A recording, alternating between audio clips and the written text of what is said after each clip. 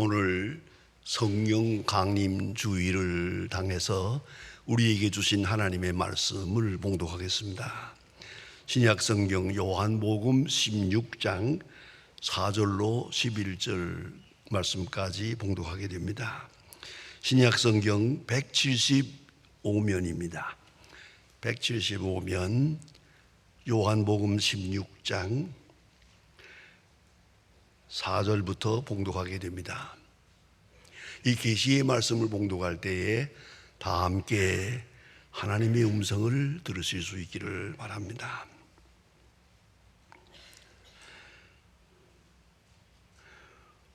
오직 너희에게 이 말을 하는 것은 너희를 그때를 행하면 내가 너희에게 말한 이것을 기억나게 하려 함이요. 처음부터 이 말을 하지 아니한 것은 내가 너희와 함께 있었음이라. 지금 내가 나를 보내신 이에게로 가는데 너희 중에 나더러 어디로 가느냐 묻는 자가 없고 도리어 내가 이 말을 함으로 너희 마음에 근심이 가득하여도다. 그러나 내가 너희에게 실상을 말하노니 내가 떠나가는 것이 너희에게 유익이라. 내가 떠나가지 아니하면 보혜사가 너희에게로 오지 아니할 것이요 가면 내가 그를 너희에게로 보내리니 그가 와서 죄에 대하여 의에 대하여 심판에 대하여 세상을 심판하시리라. 죄에 대하여라 함은 그들이 나를 믿지 아니하며 의에 대하여라 함은 내가 아버지께로 가니 너희가 다시 나를 보지 못하며 심판에 대하여라 함은 세상 임금이 심판을 받았음이니라. 아멘. 성도 여러분, 어렸을 때 학교에 다니며 공부 많이 하셨지요. 그런데 문제는 학기 말 시험이 되면은 시험 걱정이 많아요. 공부는 어떻게 했든 간에 좌우간 시험을 잘 봐야 갔는데 이 시험 때문에 정말 시험에 듭니다. 그래서 밤을 새우면서 벼락 공부를 하죠. 한 학기 동안 내내 공부 안 하던 학생들도 학기 말 시험 전날에는 밤을 새워가며 열심히 나름대로 공부를 합니다. 그런데 이게 문제가 있어요. 시험장에 가서 딱 시험지를 마주 앉고 보니까요, 하나도 생각이 나지 않아요. 하얗게 생각이 안 나는 거예요. 왜요? 밤을 새웠으니까. 이건 안 되는 거죠. 여러분, 공부를 아무리 많이 했더라도 시험장에서 생각이 안 나면 소용없는 거예요. 그걸 아셔야 되죠. 그런가 하면 공부를 많이 안 했더라도 시험장에 들어섰는데 쫙 생각이 나요. 그러면 괜찮은 거죠. 어느 쪽입니까? 여러분, 그걸 생각해야 됩니다. 참 미안한 얘기입니다만 제가 대학에 다닐 때 공부를 잘한 편이었어요. 왜냐하면 3년 동안 내내 장학금을 받고 우등상을 타고 그랬는데 참 이상한 것은 있어요. 시험장에 딱 들었으면 생각이 나요. 공부는 별로 많이 안 한 것 같은데도 시험지를 딱 받아 들으면 싹 생각이 나요. 그래서 시험을 치면 100점이죠. 옛날에는 ABC를 주지 않고 100점, 90점 뭐 이렇게 줬거든요. 그런데 10과목 중에 7과목이 100점이에요. 그렇게 공부했어요, 제가. 그게 뭐냐 하면 시험장에 들어갔을 때 생각이 나는 거예요. 심지어는 그런 우스운 생각까지 했습니다. 내가 공부 많이 안 했는데 시험장에 들어가서 시험지를 받으면 쫙 생각이 나요. 그럴 때 내가 감사 기도를 드렸어요. 뭔지 아세요? 이건 우리 어머니가 기도하기 때문이다 라고 생각했습니다. 우리 어머니가 나를 위해서 기도했기 때문에 오늘 이 자리에서 이렇게 시험장에서 환하게 기억이 난 걸 라고 생각을 했습니다. 여러분, 노력하는 만큼 사는 게 아니에요. 생각나는 만큼 사는 거예요. 공부한 만큼 되는 게 아니에요. 생각나는 것만큼 성적이 나오는 거예요. 기억이 나야죠. 생각난다. 그건 참 소중한 일입니다. 그것은 내 노력 밖의 일이니까요. 내 노력한다고 생각나는 게 아니잖아요. 노력을 했지만은, 여기까지 해왔지만 현장에서 생각나는 그것은 내 노력이 아니에요. 그걸 잊어서는 안 됩니다. 귀중한 기억난다. 이건 귀중한 기능입니다. 어려운 말로 프레임 오브 레퍼런스라고 합니다. 결국 가치관을 이루는 요소입니다. 현장에서 생각이 난다. 이 현장성, 그것은 대단히 중요한 겁니다. 보세요. 생각하지요, 지식을 얻지요, 철학을 하지요, 가치관을 세우지요. 훌륭하고 귀한 일들입니다만은 현장에서 단시간에 생각이 나지 않으면 아무 소용 없습니다. 다 무효가 되고 맙니다. 여러분, 이제 심각한 말씀을 드립니다. 우리가 예수를 믿어요. 나름대로 열심히 신앙생활을 한다고 애썼지만은 임종시에, 죽기 전에 임종시에 하나님 말씀이 생각이 나지 않으면 어떻게 되겠습니까? 속된 말로 꽝이에요. 그걸 알아야 돼요. 임종시에 하나님의 말씀이 생각이 나야죠. 저는 아주 잊을 수 없는 특별한 경험을 한번 했습니다. 제가 야간 신학대학을 제가 강의를 하니까 강의 마치고 돌아오면 밤 10시입니다. 10시에 차를 몰고 돌아오는데 한양대학 부속병원 앞을 지나오는데 생각이 나요. 우리 장로님이 지금 저 병원에 입원해 있는데 내가 신방을 못 갔는데 임종이 가까웠다는 말을 들었는데 생각이 나서 차를 몰고 한양대학 부속병원으로 갔습니다. 차를 세워놓고 병원에 들어갔더니 아무도 없어요. 병에 혼자서 장로님이 혼자 앉아가지고 침대 위에 성경을 펴놓고 무릎을 꿇고 기도하고 있어요. 그 장면을 보니까 얼마나 거룩하고 아름답고 참 부럽기도 하고. 그래서 제가 들었으면서 장로님, 예수 참 잘 믿었습니다. 이렇게 중요한 시간에 침대에 무릎을 꿇고 기도하고 계시는. 그래서 내가 한마디 슬쩍 물어보세요. 뭐라고 기도했어요? 했더니 회개했지요. 어렸을 때부터 잘못한 게 많거든요. 부모님께 잘못한 거, 세상에서 잘못한 거, 교회에서 잘못한 거 참 생각이 나서 하나님 앞에 그때 잘못했습니다. 그때 내가 잘못했습니다. 그때 이것이 내가 내 죄였습니다. 이렇게 회개를 하고 있는데 웬걸 내가 회개하려고 하면은 옆에서 이놈아, 그때도 내가 너를 사랑했느니라. 내가 그 죄를 짓고 있을 때도 그때도 내가 너를 사랑했느니라 말씀을 하시래요. 회개하면 또 거기 들려와요. 그때도 내가 너를 사랑했느니라. 내가 이런 잘못을 했습니다 라고 회개하면은 그때도 내가 너를 사랑했느니라. 그래서 장로님 말씀이 명언이에요. 회개도 마음대로 못하겠어요. 하나님이 계속 내가 너를 사랑했느니라 라고 말씀하기 때문에. 그래서 제가 장로님 참 예수 잘 믿습니다, 훌륭합니다, 부럽습니다, 이렇게 칭찬을 해드린 일이 있어요. 여러분, 좀 더 솔직하게 생각해 보세요. 임종시에 무슨 생각이 날 것 같아요? 그때 주의 음성이 들려와야 됩니다.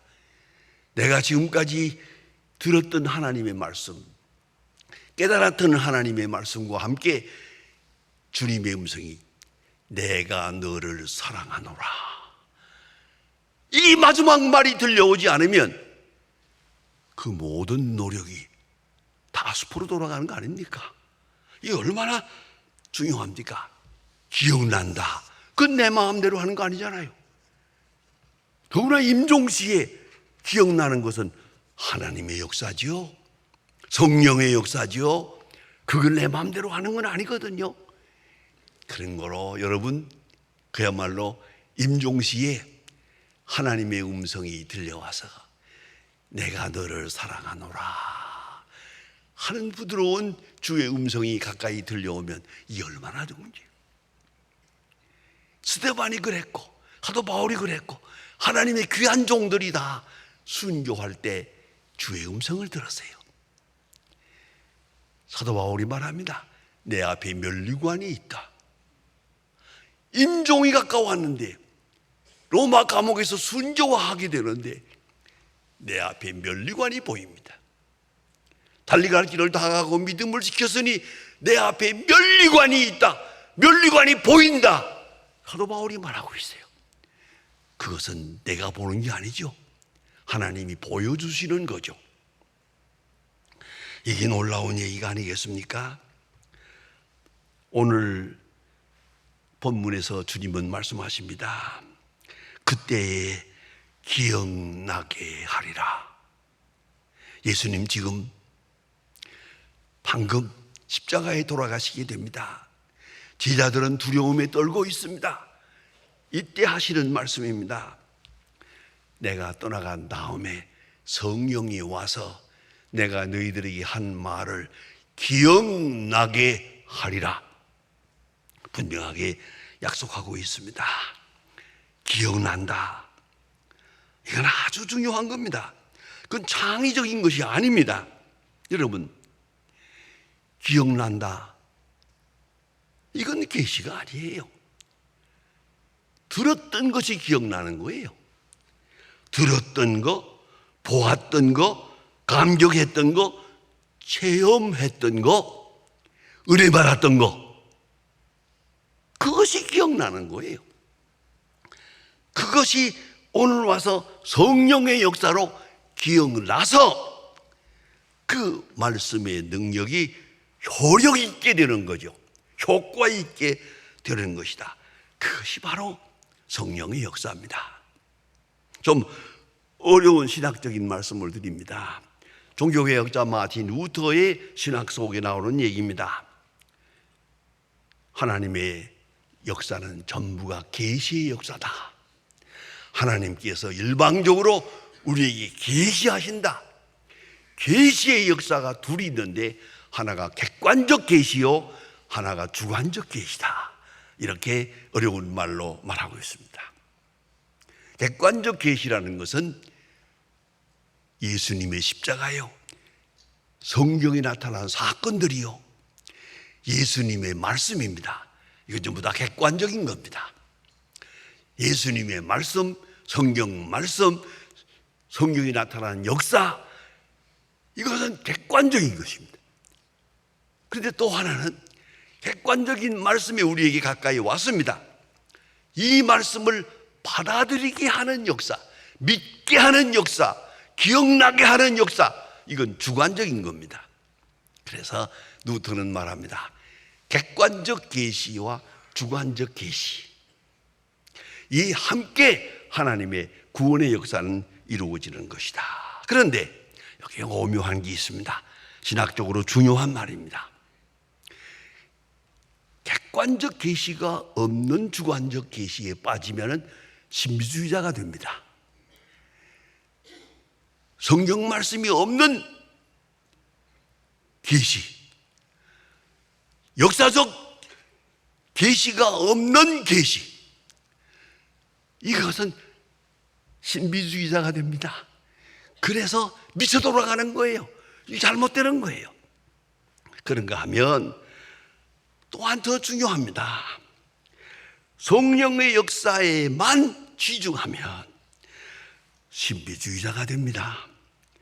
그런가 하면 객관적 계시에 치중하면 성경 말씀, 성경의 역사, 하나님의 역사에 치중해서 연구하고 여기 몰두하게 되면 어떻게 되느냐? 이렇게 되면은 이성주의자가 됩니다. 지식을 신앙으로 착각하게 됩니다. 이건 또한 큰 문제입니다. 말씀이 성령의 역사의 효과를 얻어서 열매를 맺는 것이 구원의 역사입니다. 이걸 잊지 말아야 합니다. 여러분, 성경에 나타난 사건이 있죠. 사도 바울이 빌립보 감옥에서 억울하게 매를 맞습니다. 아무리 봐도 사도 바울이 고난당한 얘기가 많이 있습니다만은 빌립보에서 고난당한 것은 정말 억울합니다. 그건 말도 안 되는 거예요. 그런데 사도 바울이 빌립보 감옥에서 억울하게 매를 맞고 죽을 지경이 됐어요. 아마도 실신된 것 같아요. 밤중에 깨납니다.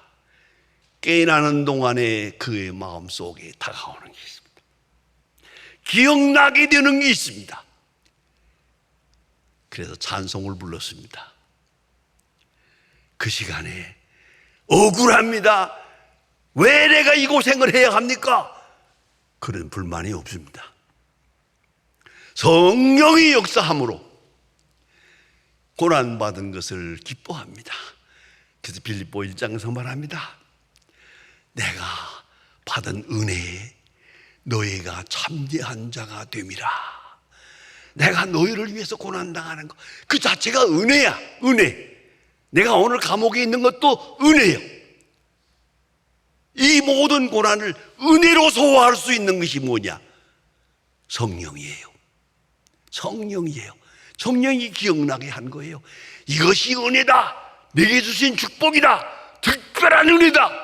라고 성령이 감동해 주시고 깨닫게 해 주시고 말씀하게 해 주신단 말이에요. 그래서 찬송을 불렀어요. 이 놀라운 얘기가 아닙니까? 니고데모라고 하는 유명한 당시의 성경학자인 바리새 교인이 예수님 앞에 와서 우리가 어떻게 하면 영생을 얻겠습니까? 예수님 간단하게 말합니다. 중생하라.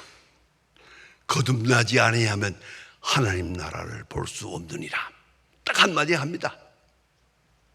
니고데모가 이걸 감당하지 못해서 예수님 앞에서 큰 망신까지 한 것을 우리가 합니다. 성령이 아니고는 하나님 나라를 볼 수 없습니다. 진리를 알 수 없습니다. 아니, 내가 누구인지도 모릅니다. 성령이 아니고는 예수 그리스도의 십자가의 은혜가 무엇인지를 모릅니다. 그런 거로 간단하게 그 유명한 율법학자에게 예수님 말씀합니다.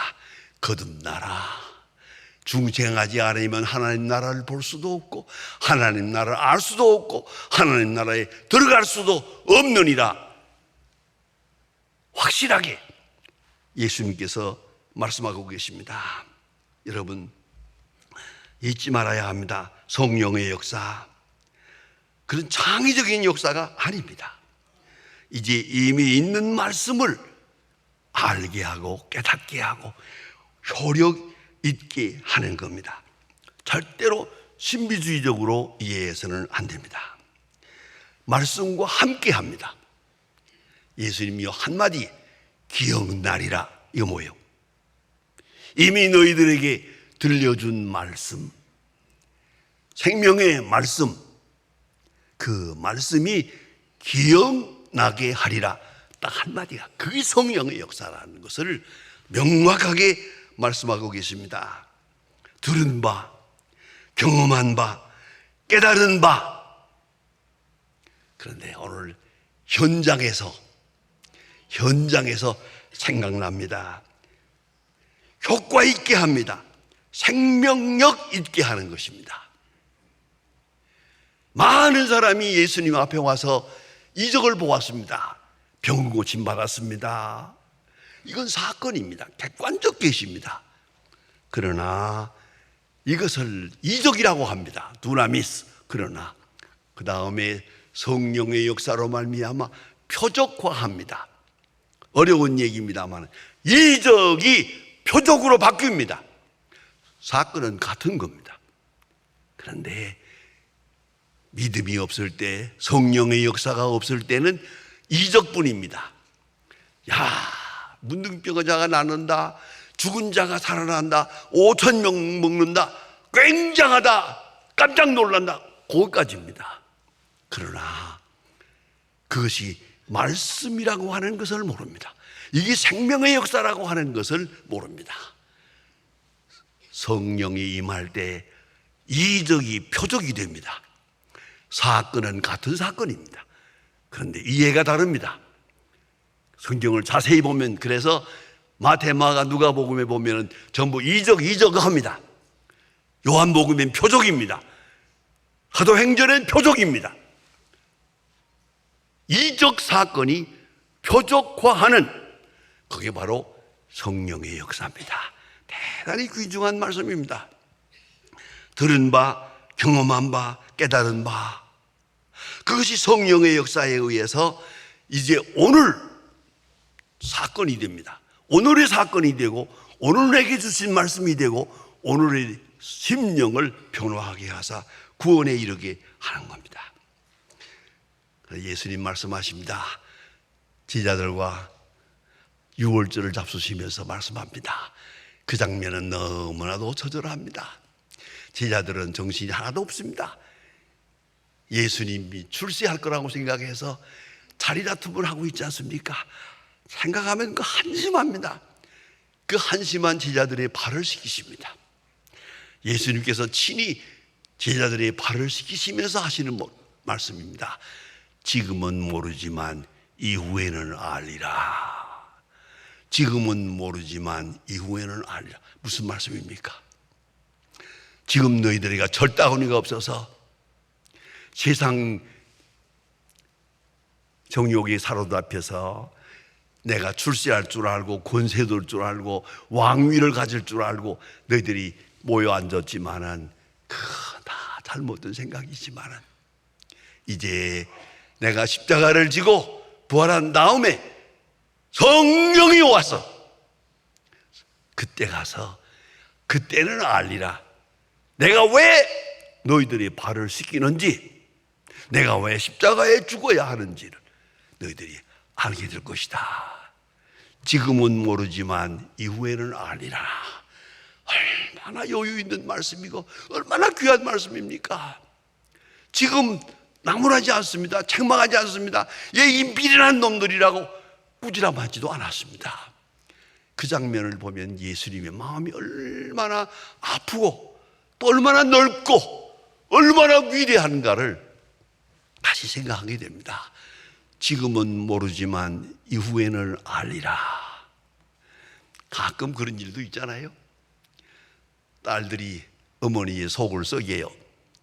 그러면은 어머니가 하는 말입니다. 너도 시집을 가서 애를 낳아보아라. 그때는 알 거다. 그렇죠.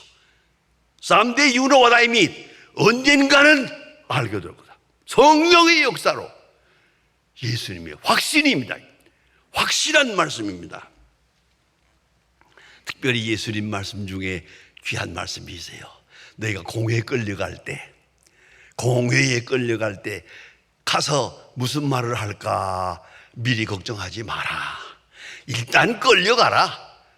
약속하고 그냥 목숨을 바치고 끌려가라. 현장에 서면 무슨 말을 할 건지 내가 그때 가르쳐 주마. 이게 뭡니까? 성령의 역사죠. 죄송한 얘기입니다만 제 간증입니다. 제가 한때 북한의 선교를 위해서 북한에 자주 1년에 5번씩 왔다 갔다 하고 큰일을 할 때 북한에 갈 때마다 그 북한에 있는 정부 요인들, 공산당 요직에 있는 분들을 만나고 같이 파티도 하고 대화도 하고 하잖아요. 이분들은 다 지금 나를 아주 시험할 생각이 많아요. 그래서 대학 교수들도 만나는데 날 괴롭히려고 질문을 이런 질문 저런 질문 이상한 야릇한 질문을 합니다. 그런데 놀라운 것은 내가 정말 성령의 역사를 느꼈습니다. 그때마다 하나님께서 얼마나 지혜를 주는지 아주 기가 막힌 대답을 했습니다. 보세요, 당신들 하나님 보았습니까? 우린 보지 않은 것은 믿지 않습니다. 보는 것만 믿습니다. 그래서 내가 그래요? 나 하나씩 물어봅시다. 당신 할아버지 보았어? 못 봤죠? 있어 없어? 있지요? 그럼 못 봤잖아. 못 봤다고 없다는 말은 말이 안 되잖아. 이렇게 해서 대답을 하면서도 내 속으로 생각할 때 이건 참 천재적인 대답이다 생각했어요. 성령이 함께 하사 현장에 서면 하나님 필요한 말씀, 필요한 지혜, 필요한 능력 주신단 말이에요. 성령이 이걸 잊지 말아야 합니다. 그래서 더욱 이제 마지막으로 중요한 말씀은 그런 거로 성령을 소멸하면 안 됩니다. 성령을 근심하게 하면 안 됩니다. 성령이 조용하게 말씀합니다. 사랑하라, 사랑해야 됩니다. 용서하라, 용서해야 됩니다. 참으라, 참아야 됩니다.